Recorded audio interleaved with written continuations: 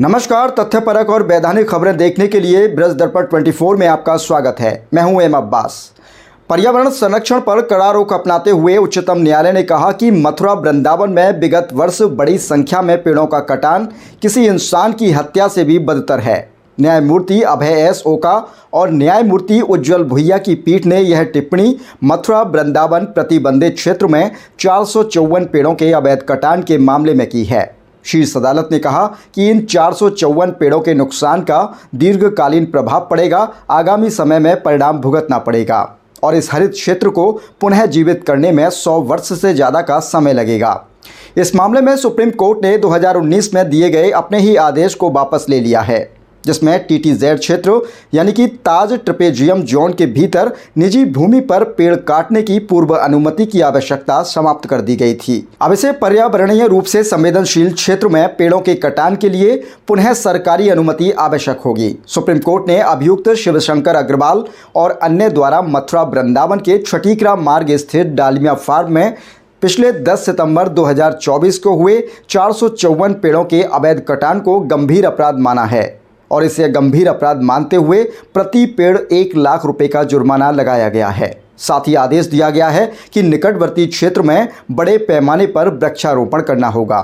इस प्रकार का यह मामला नया नहीं है, बल्कि इससे पहले भी मथुरा वृंदावन में आश्रम एवं मठों की भूमि पर भूमाफियाओं द्वारा अवैध रूप से वृक्षों को काटकर 5 स्टार विला एवं कॉलोनियां विकसित की जा रही थीं।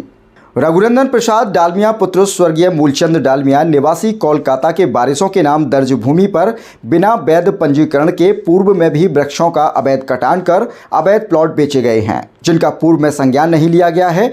मथुरा वृंदावन विकास प्राधिकरण द्वारा नियमों को ताक पर रखकर 187 विला का गलत ढंग से नक्शा पास किया गया। आश्रम एवं मठों के लिए आरक्षित भूमि को आवासीय और व्यावसायिक उपयोग के लिए बेचा गया है।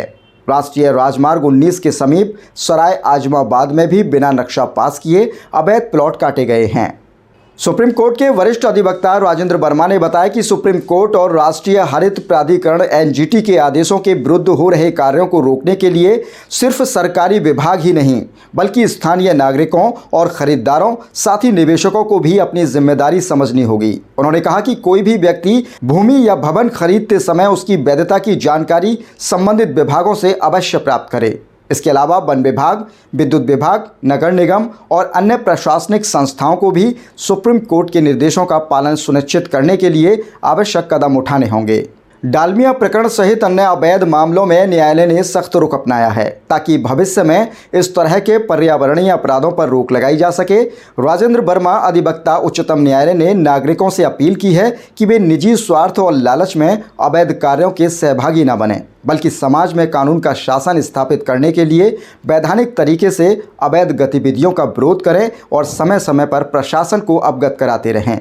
प्रशासन व नागरिक माननीय उच्चतम न्यायालय द्वारा दिए गए निर्देशों का पालन कर विधि का शासन स्थापित करने में एक दूसरे का सहयोग करें, ताकि शासन की मंशा के अनुसार पारदर्शी शासन की परिकल्पना साकार हो सके। ऐसी ही तथ्यपरक और वैधानिक खबरें देखने के लिए जुड़े रहें मेरे साथ और देखते रहें ब्रज दर्पण 24। नमस्कार।